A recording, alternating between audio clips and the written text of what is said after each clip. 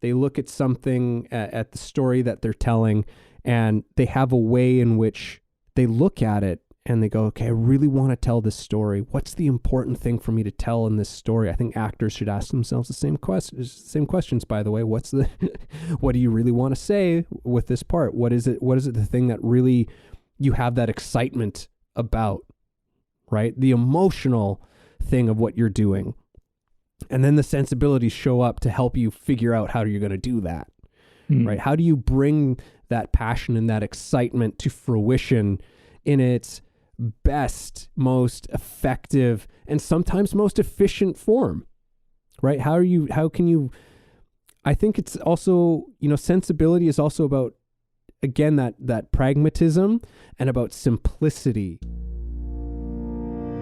This is Way of the Artist with Brandon Colby Cook and Evan Schulte, exploring the challenges of the creative call so that you can claim your own path and make your life a work of art.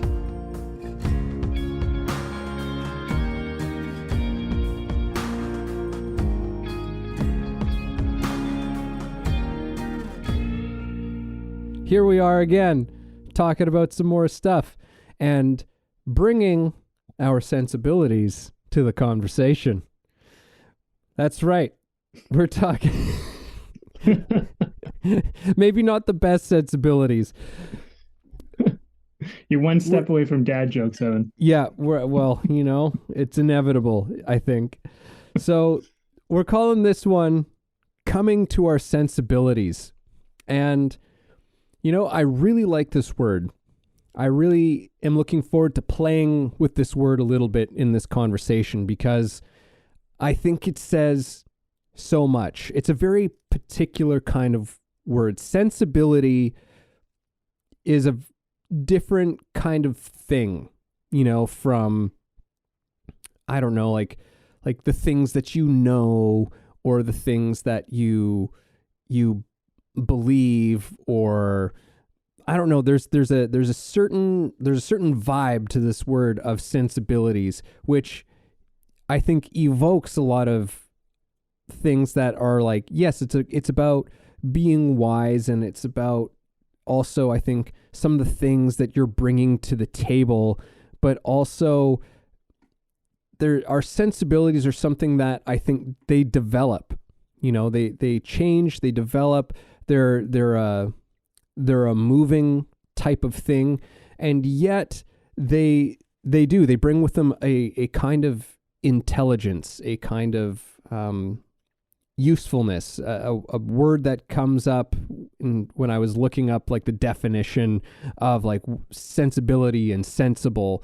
These kinds of things are also about being pragmatic, being practical, being reasonable, but there's a felt quality to it as well. And I think sensibility, definitely for an artist, is a word that is very important and gets used a lot. We talk about an artist's sensibilities, right? It's like, oh, they have really terrific sensibilities when it comes to this. In many ways, an artist's sensibilities is a big part of their voice.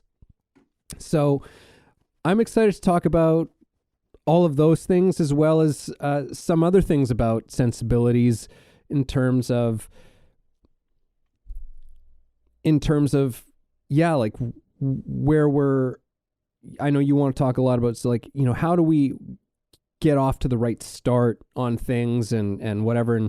And yeah, so I'm looking forward to a lot of different angles on this word and this topic. So I think I'll leave it there. Brandon, what do you got? I'm excited about it as well. I think the part of this that's interesting to me is when we were talking leading up to this, I kind of had this insight actually as I was telling you, because I was working through my own process, but I was like, I love this idea that we think of things as linear, like we think we go A, B, C all the way to Z, and we think that's how it works. But I think what we are beginning to discover, or at least, this is something that I'm finding in my process, is that it more like it begins in the middle. And it's also not so much about going one direction or the other. It's like you kind of have this idea of what you're trying to do. And there's so many different directions you could go, and you don't know which one to do. And when you begin anything, especially if it's new, but if it's a big project and there's a lot of moving parts or a lot of pieces to it, it can be overwhelming and you can kind of get shut down before you even really begin. And it's because you don't really know where to go, which direction, whatever. And I think sensibility is having a sense of what needs to come first, Mm-hmm. and what actually matters. I Yeah. was if I could use an example, just how I kind of came to this recognition for myself, filmmaking, I found like learning filmmaking was similar to this, but I talked about this on the podcast before. One of my interests is building a schoolie, which for people who don't know what that is, it's modulating a bus into essentially a motorhome, something that you can live nomadically in, and then you can kind of travel around, and you can go to remote locations and whatever. And since all my work these days is remote, this is an exciting idea for me. And I've been really deep diving into like, okay, like how do I do it? Like, and so a lot of things I just started figuring out as I go. Well, it's like, okay, so I'm going to convert this bus. I mean, I don't know a lot about carpentry. I don't know a lot about plumbing, framing, all these things that I need to learn. So then it's like, okay, well, you can start by learning. You can start by learning those things. And then that will help you to kind of have a better idea of what you'd actually do. And then, you get ahead of yourself. So I started getting ahead of myself. I started going, you know what, if I'm parked in these locations, like I'm at a lake and I'm set up or some campsite, I don't necessarily want to move this whole bus or RV somewhere. It'd be nice to have a secondary option to travel. And so then I started stumbling across this idea of having a bike, a motorcycle or a scooter attached to the thing. So I was like, okay, let's go down this road. And then this opportunity came up for like a really good deal on one. And I'm like, oh, maybe I should get it. The deal's here. And it's like, wait a minute. You don't even have the schoolie yet.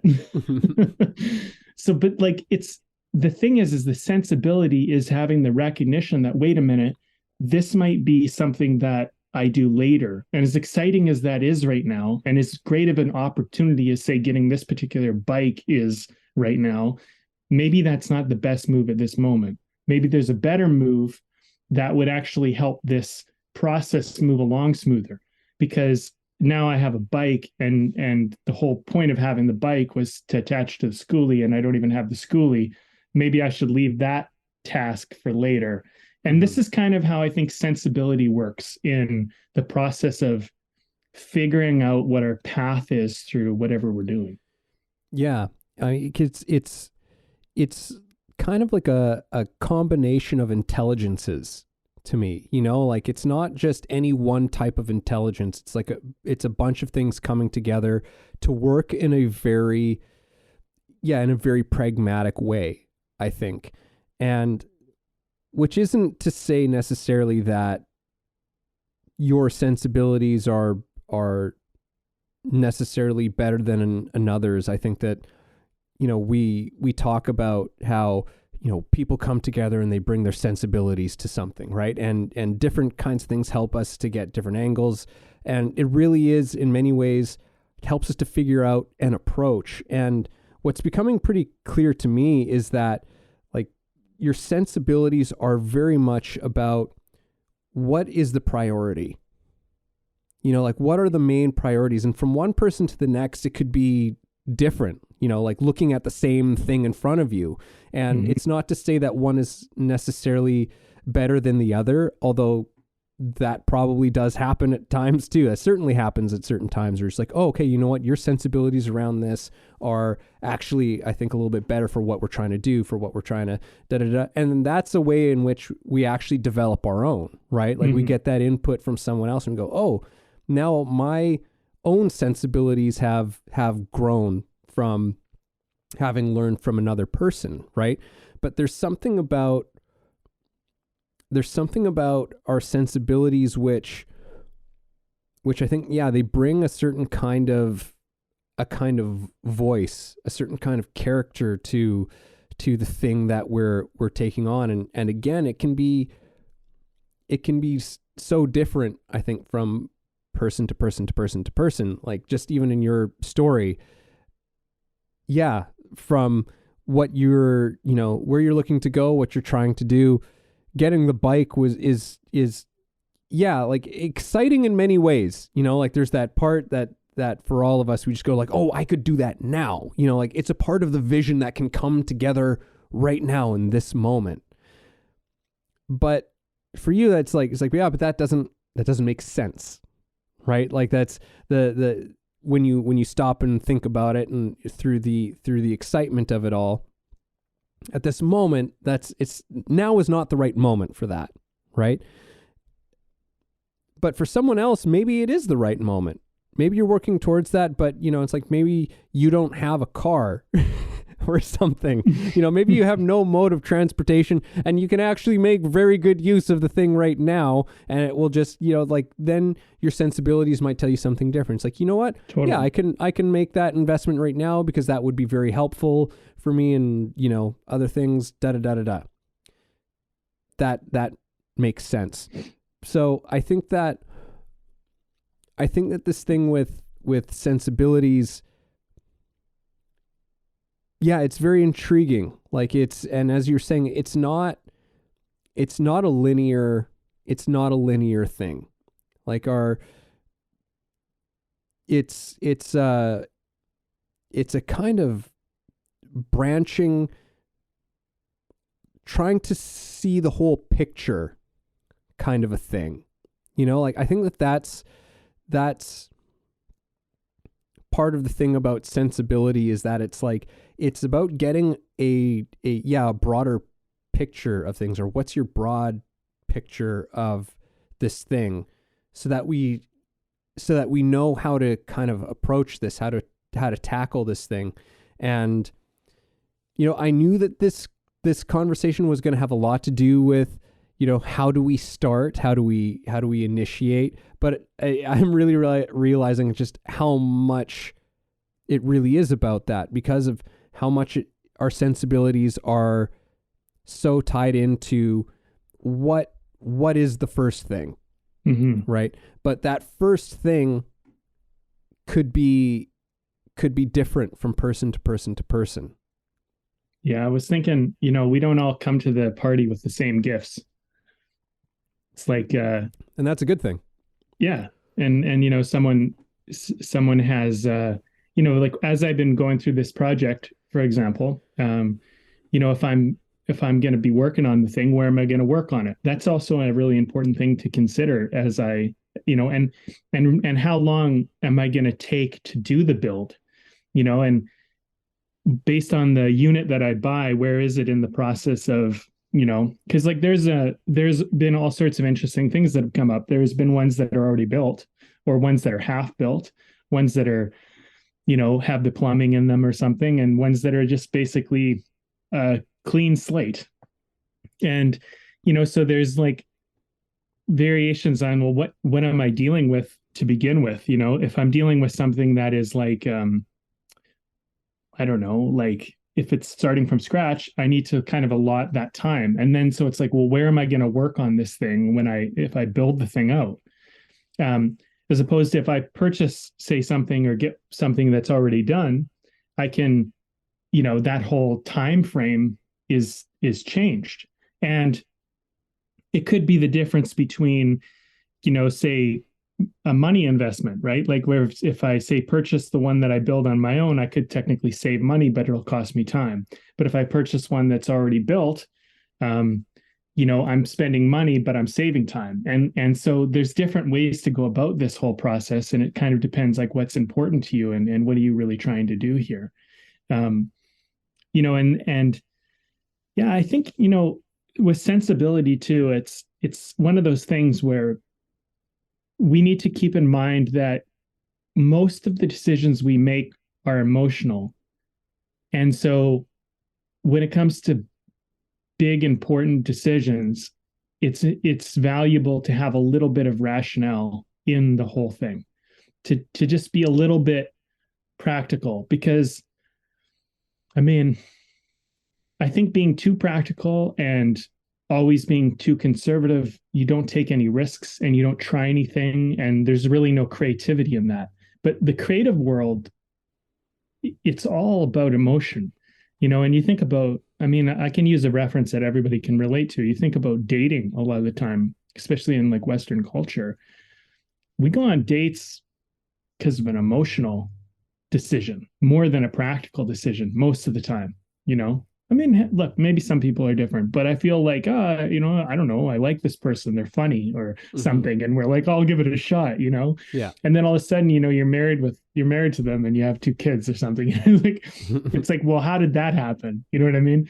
I just thought they were funny. But like when you're making your decisions, I think it's worth considering the practical side or the rational side of things and kind of looking at it and going like, does this make sense? And asking yourself that as you go through it. Because I mean, I also feel, let me just put it this way. I feel like motivation is such an emotional part of the journey of doing anything. You know, it's like I'm excited and I'm passionate and I'm fired up about it, and all those types of emotions are it's driving that incredible motivation that'll get you to do things that most people won't do. But unguided motivation can lead you to make really dumb decisions too. Because, you know, you're just thinking like, oh man, this is so exciting and I just want to do this. And all of a sudden you've been careless or you've taken risks that you shouldn't take. And, you know, you just didn't really think it out. And I think sensibility is kind of finding that balance between rationale and emotion. It's kind of like going, you know, I did Evan, this morning I did a plus minus chart, the positive negatives. Like, here's the positives getting the bike, here's the negatives. And I was like, I'm really gonna do this. And as I wrote it out, it was like dead even. It was a dead even heat, like all the way through. And I was point after point after point. And I was like, I really wanted to sell myself on getting the bike.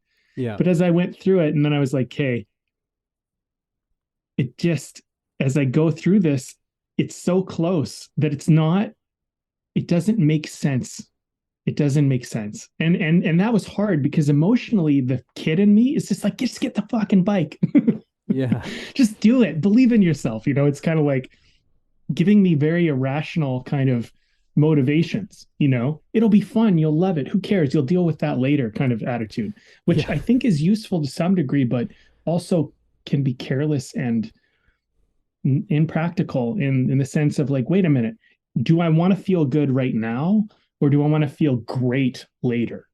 And when it comes down to this moment, it's like, no, this will feel good right now. It definitely will.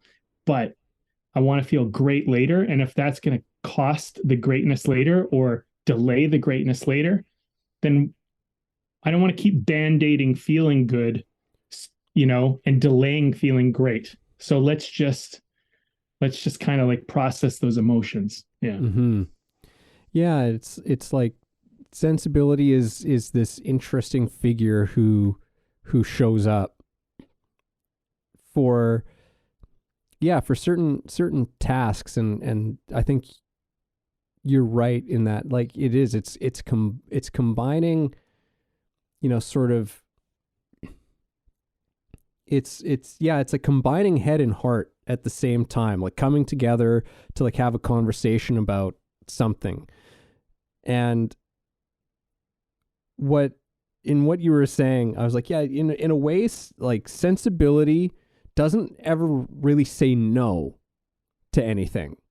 You know, like sensibility is this thing that's like open and it's feeling into the thing that's at hand, and it's like it's looking at it and it's feeling into it at the same time and going, it's like I'm not saying no. This is probably a yes, or this is a maybe, right? But let's just take a second and we're gonna just bring a little bit more in. We're gonna really take a look at this and see if there is a way or what the best way might be, right? And yeah, so that, I think that's an interesting thing about it. Like, I've never thought about sensibility in terms of like it's this thing that never really says no to anything. Well, I like that you brought that in, because I feel like that is a part of how we avoid like sensibility, because the kid in us doesn't want to be told no, right? Like the part of us that's like that wants to do the thing, that the thing is exciting and fun. Mm-hmm. It doesn't feel good to be told no, and something I remember my dad telling me, is like, a lot of time you've already made your decision, and you're going to just try to sell yourself into the decision you already made and play Yeah. this whole game about how you're thinking it out. And so that's something I really try to do when I'm making a decision, is be like, okay, this is the decision I want right now. Let's be honest. And I can sell myself into anything. So I'm kind of mindful about that, because it's it's great because I can motivate myself for things, and I have learned to do that, but also sometimes I can motivate myself towards doing something that isn't necessarily good for me. And so I feel like sensibility is having an honest talk with yourself about, like, let's be Mm-hmm. sensible here. Like you want this bike. Like that's the truth. You want to have it. If you could have it right now and there was no challenges, you would get it. Okay, fine. But let's let's not convince ourselves of something just because it's what we want, you know?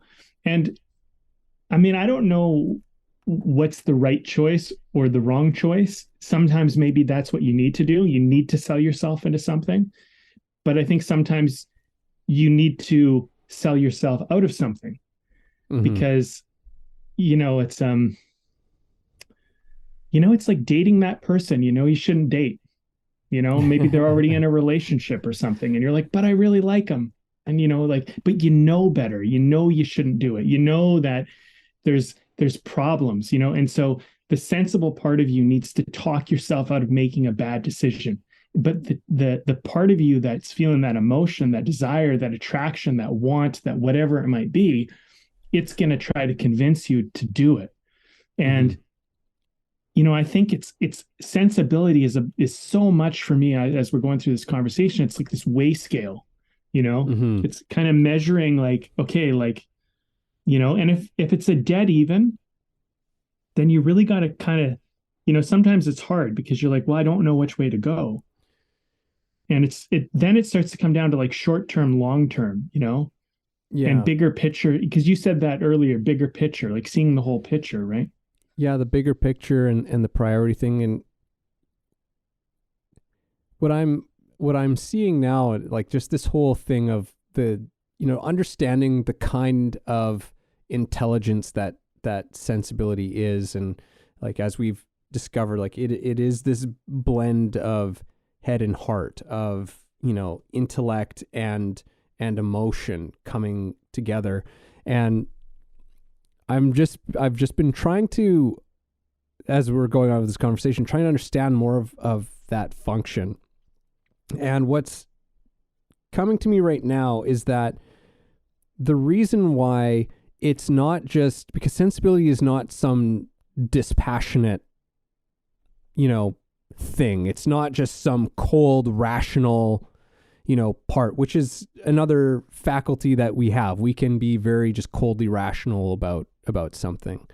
But we're artists here, and we're talking about other things. So it's sensibility. I think it arises because it's in response to something that is emotional. Because there is an emotional aspect to the thing that is being dealt with, right? Because you brought up like, oh, like the excited kid, that comes out and like, oh my God, and that's great. It's like sensory. It's like, okay, like I love that you're excited about this. Love that you're feeling, you got some big feels about this thing right now. Right. So let's take a look here, before we jump, let's take a quick look at this thing. And so it has to be in response to an emotional thing. And I think of, in terms of the artist is very much involved with the subjective part of reality, right? Like, and some would argue that it's entirely that. It's probably a blend. I don't know. I don't want to get into that, but it's definitely, artists are heavily involved with subjective experience of life, the subjective experience of being a human, or, dealing with like, what does it feel like? What is it like to be, alive in this world at this time, and and trying to express that. It's highly emotional.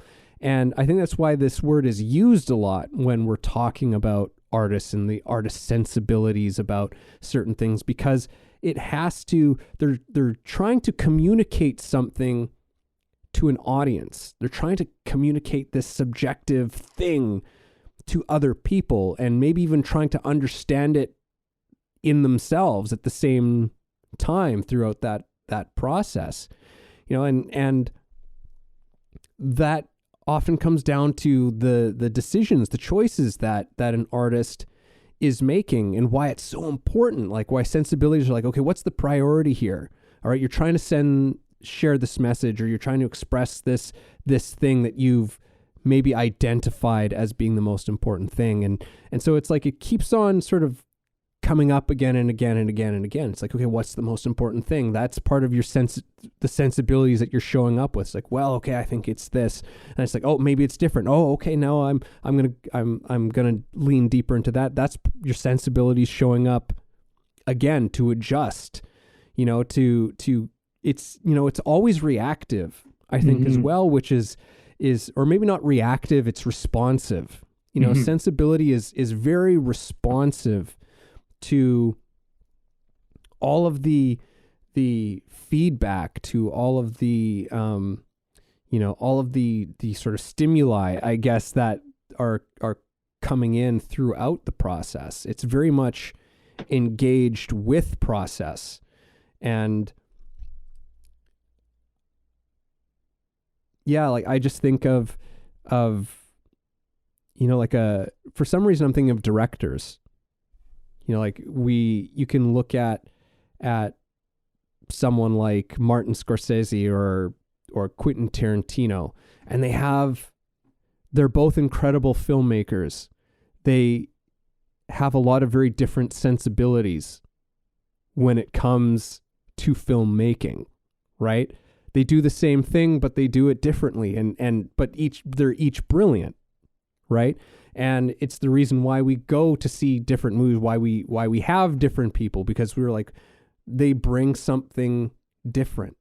They look at something, at the story that they're telling, and they have a way in which they look at it and they go, okay, I really want to tell this story. What's the important thing for me to tell in this story? I think actors should ask themselves the same questions, by the way. What do you really want to say with this part? What is it the thing that really you have that excitement about, right? The emotional thing of what you're doing.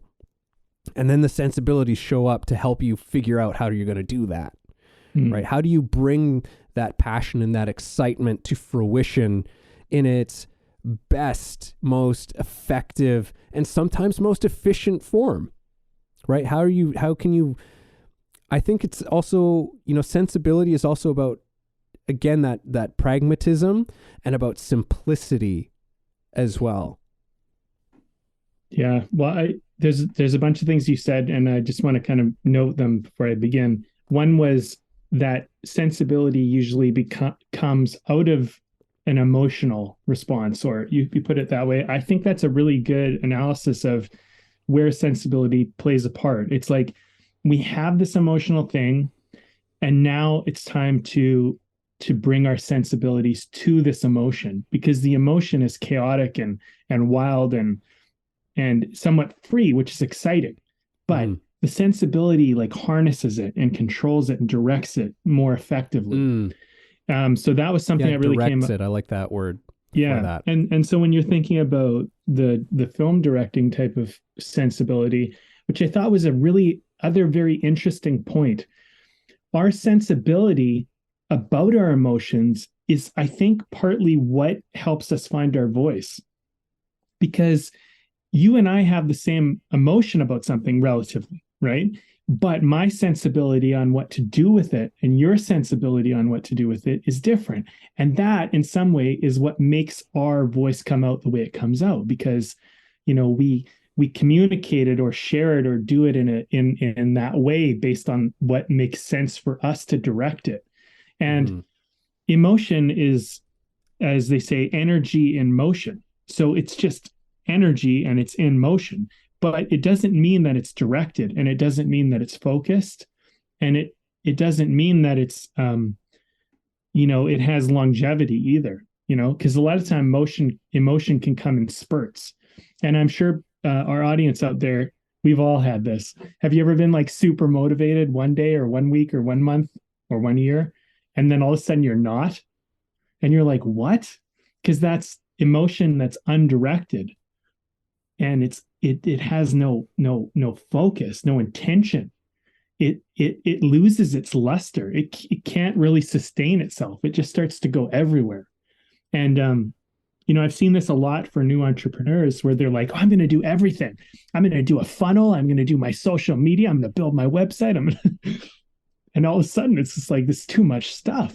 And you're super excited about it in the beginning, but it's like you're trying to do everything, and really as much energy as you might have had in the beginning, as much excitement and passion and just willingness, it just starts to dissipate with all these different outlets. And so what I would recommend, if you were in that position, for example, focus on one of those things.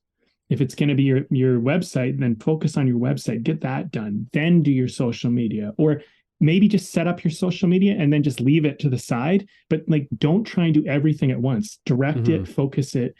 And I think film director is such a great example of that, because film director, you have the script or the story and these actors and all these elements that are at play, different departments doing makeup and wardrobe and set deck and everything. And then really, you kind of got to decide, okay, like where I'm going to point the camera, what's, and how I'm going to bring these elements together, and you really only get one frame. You don't really get 100, like in a moment, right? In a moment, you get one. So you make a choice. You have to focus your attention somewhere, Yeah. The job of the director, maybe that's why it came up sort of instinctively, I guess, is because, there's a director's job is so, like, because there are so many things that you are holding at the same time, and you have to prioritize thing after thing after thing.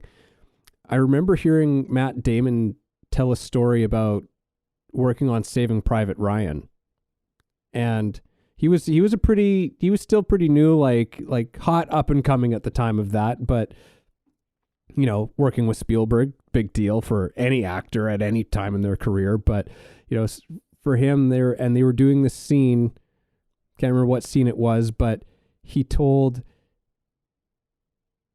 like Steven Spielberg, he's like, okay, like we got it. Like, let's move on, kind of a thing. And he came up to him and he's just like, hey, like, I think, I think like I got a better take, like, can we do it again? And he told him no.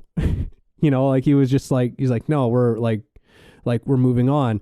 And the explanation he got, he's like, look, we could do it again and it would be better, right? We could do it again and it would maybe be 5-10% better. He's like, or I can go and I can set up this next shot, and that's going to make the movie 50% better, 60% better. Like it was like him doing, like, that was him using his sensibilities, being like, no, like, I know from my time that, like, how much better this is going to be isn't going to be meaningful enough. And I didn't even mean to do that, but that actually segues me perfectly for something that came up for me as you were talking, which is that sensibility I said, like, it's in response to emotions, but actually I think it goes deeper than that. It has response to what has meaning. And this is something that seems like it was staring me right in the face, because this is something that I teach actors. And if you're an actor out there, I'll give you a little bit of a lesson, but it's a big acting mistake is going for an emotional result. Right. And that's a very common misconception from actors and non-actors alike, is this over sort of putting too big of a spotlight on being emotional. Right. It's like, it's actually, acting is not so much about being emotional. You need to be able to have emotions, but the actual ticket to that whole emotional life as an actor is meaning, is actually connecting to what has meaning in the story and what has meaning in your own personal life. And, you know, marrying that whole thing is a whole process and whatever. We won't get into that. But I was just like, oh yeah, it's, if it has to do with emotion, if sensibility has to do with emotion, then it has to do with meaning, right? So anything that means something to us, right? Again, that if it means something to us, it does something to us. And what does it do? It fills us with all kinds of emotions, right? And so that's where our sensibilities need to show up, is in all of the spaces of the things that have meaning to us. Yeah. I don't know if that makes sense to you, but like, I see you're nodding. Yeah, well, I mean, you know, there's something about meaning which is interesting when it comes to emotion, because when we have an emotional response, I don't think we always know why, and I don't think we always know the meaning behind what's happening. We don't necessarily consciously understand that, and that's why emotion can be so difficult to navigate until you kind of understand yourself and understand like what's happening, or why are you reacting, or why are you triggered, or whatever it might be. And then, like, as an actor, you can begin, you know, for example, as an actor, you can begin to understand, well, you know, this is very meaningful to me, and you can explore it, navigate it, and begin to understand it. And then through exploring meaning, you'll find you kind of call up emotion, right? And so I think my point here, though, is that sensibility is a good way for us to navigate emotions when we don't quite understand what we're feeling and why we're feeling the way we're feeling. Like, somebody cuts you off in traffic and you might get super angry and feel like, man, like, you know, but what you made that mean was that person doesn't respect me, they're careless, da da da da da. And what you don't realize is that that person just got fired from their job, they're coming home, they're not sure how they're going to tell their partner, and they're struggling to even pay the bills this month. And yeah, it was careless what they did, but it had nothing to do with you. But you got emotional because you made it mean something. And it's not to say that what they did was okay, keep in mind, but your emotional response made it into a meal when it was just a little thing. And I feel like sensibility can go like, you know what? Sensible is being like, okay, that person did that thing, I don't like it, but that wasn't about me. I don't know that was about me. Let's just take a breath here. You know what I mean?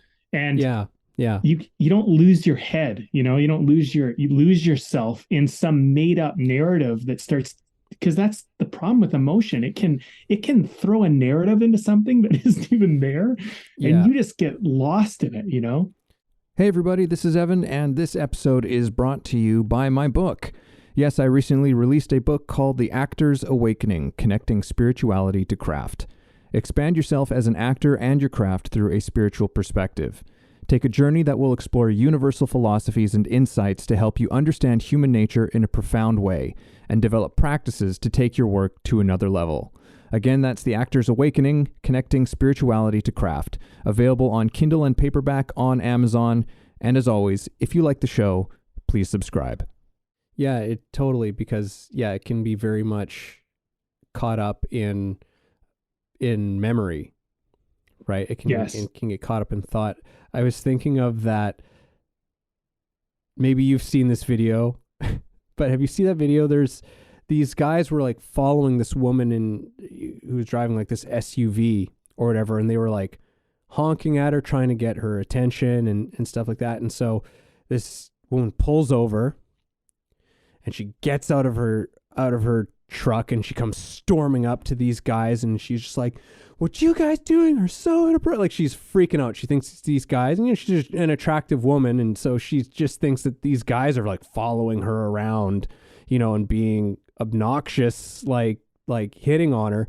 And they're like, no, we saw you leave the gas station and your car. And she looks, and she pulled out of the gas station with the freaking nozzle still attached. So she like ripped the thing out. The nozzle's still sitting in her gas tank, and she looks over, and it was just like this whole, like, suddenly, like, just like this searing hot anger is gone, and it's just this, like, there's another anger, but it's like out of embarrassment, like absolute horrified embarrassment about, not only was she wrong about these guys following her around, but like about, what had happened before that. But it was, you can find that online. It's very interesting.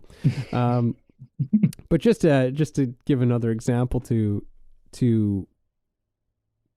yeah, like what you're saying. And, and that's the things that I think and why it's important that our sensibilities grow and evolve, and they change, and we want to invite that in. And I think also our sensibilities change because there's probably an emotional experience that happens too. Like, there's a real deep learning, I think, that happens with sensibilities. And to further expand on this sort of point of, being in traffic and just going through that whole thing, like, that's where you acknowledge that, oh wait, I don't know that was about me. Even if it was, I can't know. Like, there's a whole part of that again is learned, right? Like, there's a learned aspect to going through that process, right? Like, in catching yourself having an emotional reaction to something, and then being able to walk yourself through that of, like, that was not personal. Who knows what happened to this person? Like, da da da da da da da. Like, that's all very sensible to do, and it's sensible in that it prevents you from putting yourself into an undesirable emotional place. I mean, that's a great example of emotional chaos, and misguided emotional energy, and the assumptions and projections that are going on for that woman, and, all of this. And that's where I think, where there's kind of like wisdom and sensibility, it's this, just, I like, one thing that that I've had to work through in my life, and I'm sure everybody does in their own ways, like, just patterns you learn from your family, your neighborhood, your community, your school, all of this, and seeing those kind of come out every now and then, and being like, I never really thought about that one.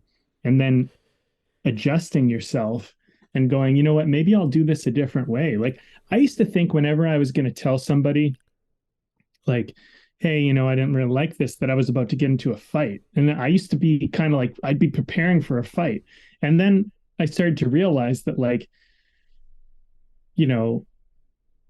part of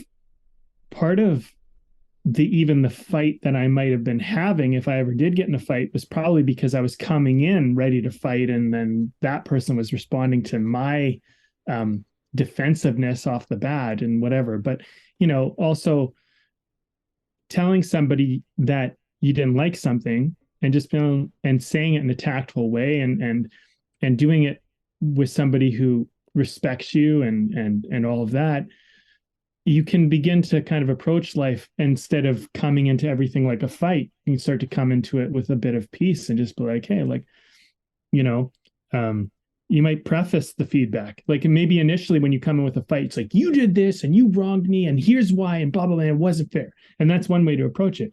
Or you could come in and say, hey, I don't even know if you noticed this, but earlier on when you did that, it kind of made me feel like blah, blah, blah, blah, blah. And I didn't really like it. I just wanted to bring it to your attention because, whatever. And it's like, did you notice that? Do you have anything to say? And they might say, oh man, totally didn't even realize that happened. I'll watch out for that. Okay, great. And then you move on. Like that could be a totally different conversation, but it's that sensibility, right? It's about going. And I do think there is with sensibility, while we're on this topic about our reactions to things, I do think it's a good idea not to make things about yourself too much.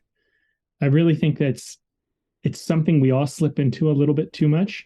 And we do think the world revolves around ourselves a bit, because we are living in our world and we're in our own skull and we're looking at it from our point of view. But like the world really does not revolve around us as much as we might think.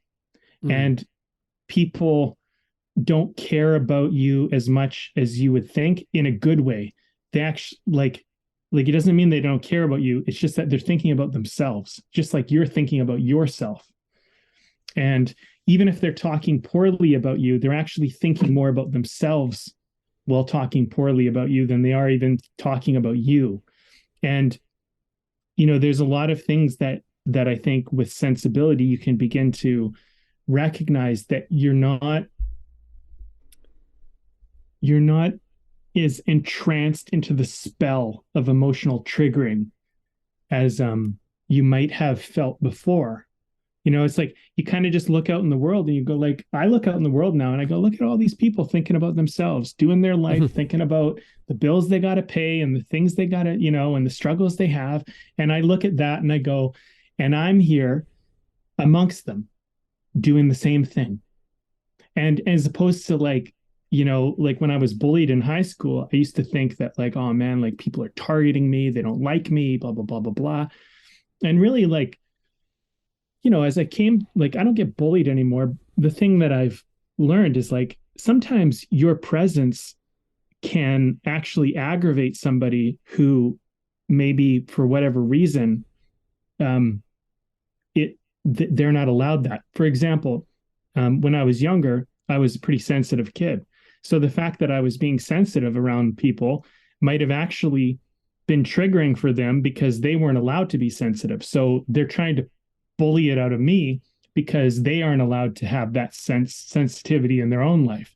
And so my sensitivity is somewhat offensive to them because they're like, well, if I'm not allowed to have it, you're not allowed to have it. But remember, they're thinking, I'm not allowed to have it, so you can't have it either. And it's not really about me. It's more about, I can't have it, so neither can you. And you know what I mean? Or whatever, like people or they're bullying you not because of you, but because maybe you're a weaker link in that moment and they can get some social power over here or some idea of having position or power. And so they're not doing it because they're trying to bully you. They're just using you to get something that they're after. And that's important to keep in mind because, you begin to see like when people target you, it's not because they're targeting you. It's more because you presented the opportunity for them to target you, which is a more responsive way to look at it. And so like the reason why people don't bully me anymore is partly because I don't let myself become vulnerable to bullying. And also if somebody starts bullying me, most of the time, not always, sometimes people sneak it in. Most of the time I'll say, hey, that's not okay. I'll tell you a story, Evan. Here's a good example. I was on Granville Street, downtown Vancouver, and two of my girlfriends, not girlfriends, but friends that were girls, we were walking out of a club. We're walking down the street, and these two guys came up behind us, and the girls were arm in arm with me. So they're kind of like, oh, we're just walking along the street. And so I'm in the middle of the two of them, and these two guys start saying these comments, which were not good comments to me and the women. And I turned around to them and I said, like, I turned around and I said something like, grow up. And the guys stopped talking and they just left us alone. But there was something about it where it was like, I stood up to their childish bullshit, because a lot of people would just be like, oh, I'll just put up with it. I'll just let it go. Mm-hmm. But you can stop things before they begin. And what their agenda was, they're two guys and I'm a guy with two girls. I mean, you don't have to think too hard. What's the scarcity going on for them? What's the problem going on for them? They want to be me. They want to be that position. They want that. They want what I appear to have. So they're not necessarily targeting you. They're sharing their vulnerabilities. They're sharing their insecurities. And when you look at the world that way, you stop taking it so personally and you start to see people for who they actually are. It's like, you're lacking. That's really what's going on. This isn't about me. It's about your lack that you're experiencing. That's why you're approaching this. Yeah, that's interesting, because there definitely is some. Yeah, there's something to what you're saying in that. Yeah, it's like sensibility. You know, in many ways, the priority. The first thing that you could say, the priority of sensibility is the thing. It's about the thing. And then after that, it's about, okay, and now you in response to the thing. But we need to understand the thing first. We need to understand what's the important thing about the thing. Yes, the important thing about the thing. We don't have to know what's going on for them, because we don't know that. But we need to know, we need to remove ourselves a little bit, because we can get caught in the emotion. Because once we've got ourselves all caught up and identified with it, then we run into some, we can run into some pretty hairy-carry problems. And we lose our perspective, which is exactly what sensibilities are. What we want them to do is just more and more like expand. And you brought something else up that I thought, like, oh yeah, that's an important thing to talk about, because we've been talking about sensibility so much on the individual front, but you also mentioned, like, where our sensibilities, I think, first start are, from our families, our friends, from the place that we live, right? Like, we can even look at, like, if you could argue that every country that you see on the map, those are little outlines of sensibilities. Those are little outlines of people who have certain types of sensibilities, right? And they're all kind of a group. So there's this collective, there are collective sensibilities that I think exist as well, right? That evolve and grow, but and in many ways that's where our own begin, but it's also where we begin to maybe diverge a little bit as well. So that was just one thing that I wanted to bring into the fold, because, like, it's something that I feel is a fairly important aspect of this, because where do they even begin? And it comes from, like a larger, I guess, tribal, for lack of a better word, type of place as well. And those can be both good and bad at the same time as well. Like, there's reasons why people move to different parts of the world, or they find, you travel to a place and someone finds, like, oh, this is my spot, or a town, or a city, whatever it is, because you're like, oh yeah, there's something about this place. There's something about how people approach things, how people look at things, how people, hear that just really connects with you and your own sensibilities in a way that helps you to thrive, right? But again, it's like there's something that, again, is very much about that's very emotional and very much about meaning, right? Because it's like you could ask, like, if we're going going to approach it in a nationalistic kind of a view. You could ask people from a specific country, like, what is it to be, what is it to be Dutch, a Dutchman? What is it to be a Frenchman? What is it to be, a Canadian, right? Go to any part in the world and ask, and people will give you answers, and they will tell you, and they will give you very passionate answers about what that is.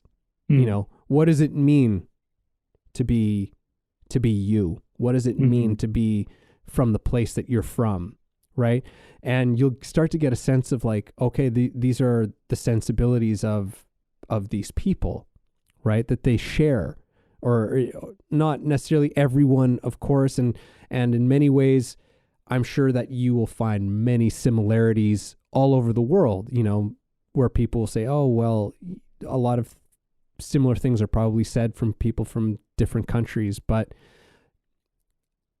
one of the joys of traveling is because you do start to pick up on those little things that are in the culture, right? And that culture is just it's made up and comprised of all of these sensibilities of the people. Yeah. Yeah. Okay, so as we're wrapping this baby up, one thing that I kind of wanted to come back to, I think what was maybe the most important part of me about this whole conversation is sensibilities in terms of the project you're doing or making or building, and like what you're going for in life. And I think sensibility kind of has two sides of it for me at this point in the conversation. Part one is, what are you sensitive to? Like, what are you tuned in to notice? I think that's a part of your sensibilities. It's like you pay attention to things not everybody pays attention to. And I think sensibility is partly figuring out, like, what do I give attention? What do I care about? And that might help you kind of figure out your values and figure out where you're really going and why you're doing what you're doing. I don't think we always know why we're doing what we're doing. I think we have sometimes very superficial ideas of why we want what we want, or what we're going after.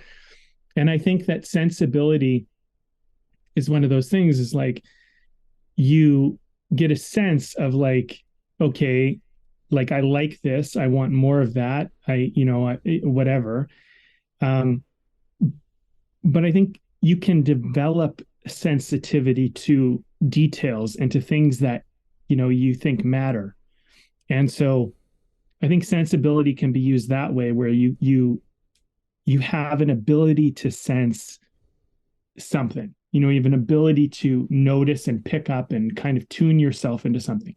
I think another part of the sensibility talk is, once you figure out kind of where you're going and what you're doing, and you're getting connected to that, and you've sorted a lot of that stuff out, there can be the sensibility of your sense of rationale and judgment and approach, and looking at it from a tactical, mindful, caring approach, to be like, I have this desire and this want, but is it sensible for me to just go straight out for it? Would it be more mindful and caring and responsible and considerate if I approach it, this way or that way, or have some tact or whatever it might be?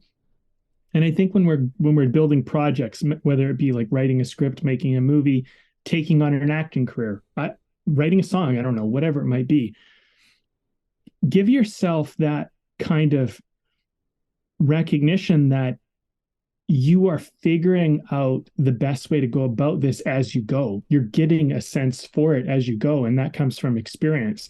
And I think what I'm kind of also taking away from this, if I was to add one last little kind of thing that's kind of coming to light, is that I don't necessarily know what's the most important thing when I start. That's something I'm going to start to figure out as I go and get a sense for.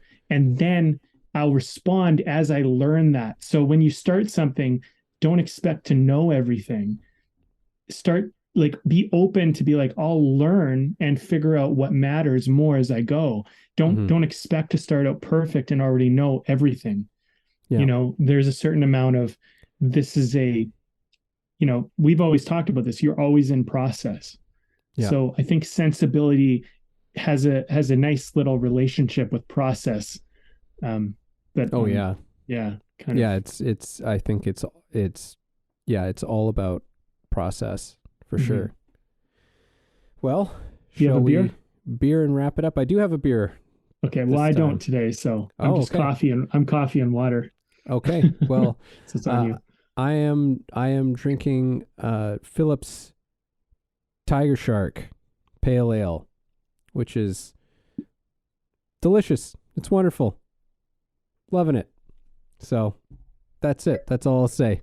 And I'll throw out some closing comments here, and I'll let you take it home, Brandon.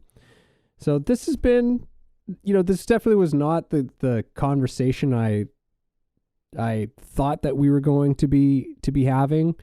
I hope that people found it interesting at the very least, and hopefully useful. It felt like very much like, just for me at least, like an examination of this word, and pulling it apart and teasing out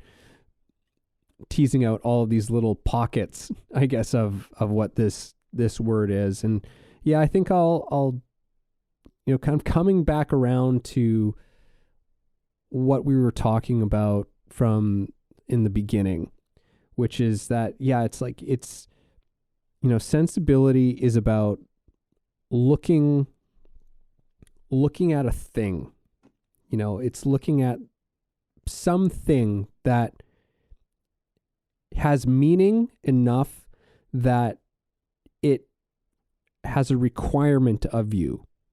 It demands something of you. It's demanding not only your intellectual intelligence, but your emotional intelligence. It requires your awareness, and it requires, your sensitivity, and that, again, like, these are all these sense words, right? And sensitivity in that, like, yeah, you need to be, when we think of that word, it's like, it's this very delicate, very in tune type of word, right? Like, you need to be so sensitive, picking up on all of these, every little thing of it. And so whatever this thing is, it needs that of you. And there's some part of you that's ready to give it, right? Because there's something about us as human beings when we look at a challenge, or when we look at a vision or something like that again, it does something to us. It evokes some sort of thing in us, because there's something inherently meaningful about it for us. We have to show up with a very with a sensitivity to it. And I think coming back around is like, that first question is like, okay, well, what is the priority? What's the most important thing about this thing?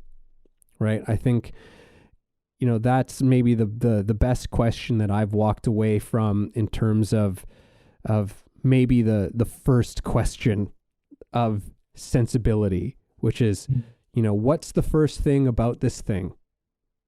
Right? It's about, again, taking that focus off of ourselves, putting it on the thing, and then go, okay, and now what's the most important? What is our priority? Where do we need to begin? What makes sense? What's the place that makes the most sense for us to begin? And then once you figure that out, it's like, okay, and then what's the next one? And what's the next one? What's the next one? Right? And that process, right? As you brought in that word towards the end, and it's in constant process, and yeah, it's not necessarily a linear thing. It is a constantly responsive thing. It's always in response to the thing, and showing up with as much intelligence as it can muster and evolving and growing and changing as it needs to. So yeah, what's the important thing about the thing? Yeah. You know, there's years and years back on one of the podcast episodes, I used to have this thing on my like vision board. I shared it on the episode.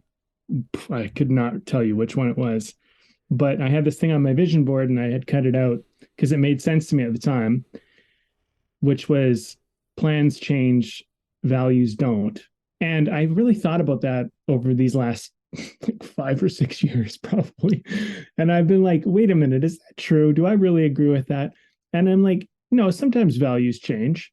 But I think in certain context, once you start to figure out your values, then they kind of stay pretty solid and the plans will be more malleable and changing, right? So you mentioned priority. I think this is such a big part of this conversation for me is like, I don't necessarily, as I start a project or I start something, I don't necessarily know what the priority is when I start, but I develop a sensibility of what priorities are. And so that alters my plan.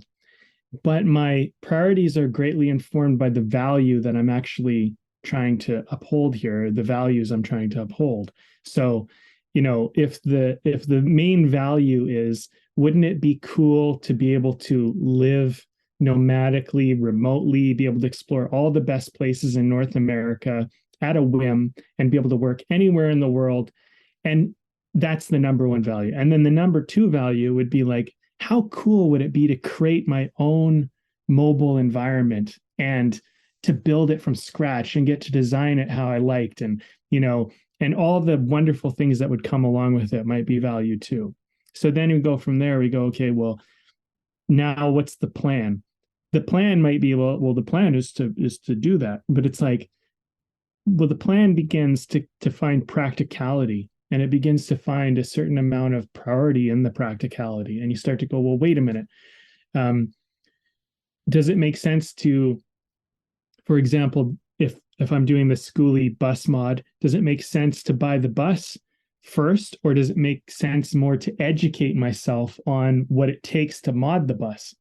You know, and it's like, well, maybe, you know, maybe before you go there and run out and buy the thing, maybe you should really think about what you need to learn and go learn that, because, you know, that's relatively cheaper or free comparatively.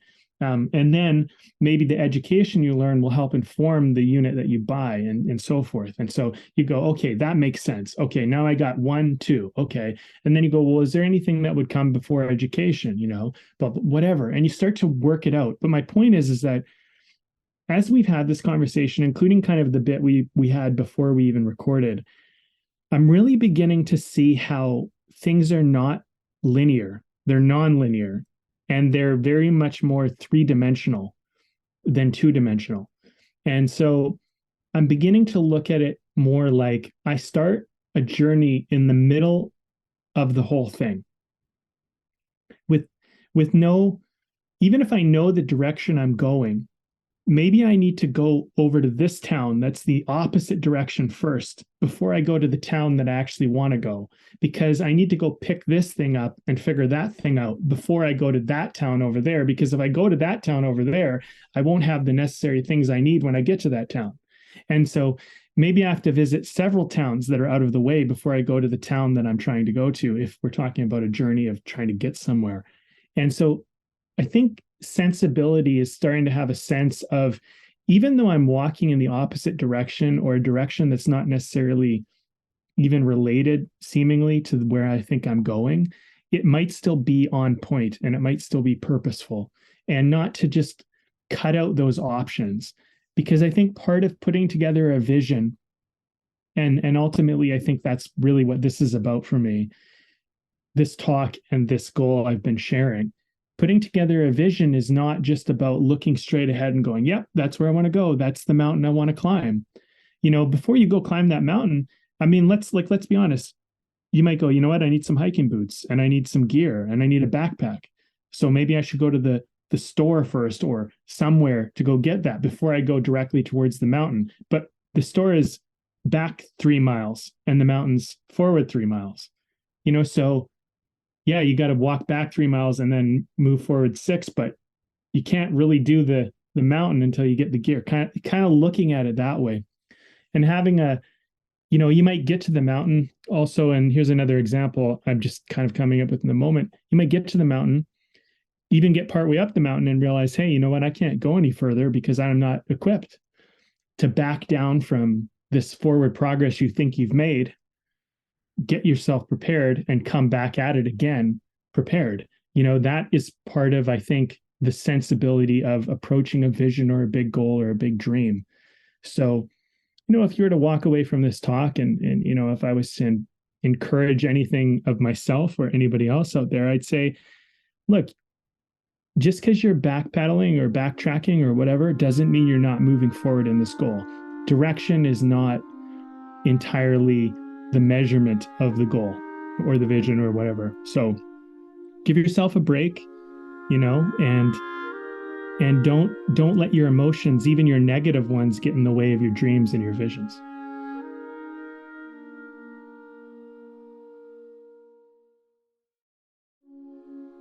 Thank you for listening in on our conversation today.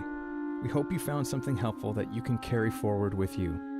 Head over to our website, wayoftheartist.com, for more free exclusive material and learn about the show. If you haven't already, please support us by subscribing to the show, sharing it with people you know, and keeping compassionate, creative conversation going.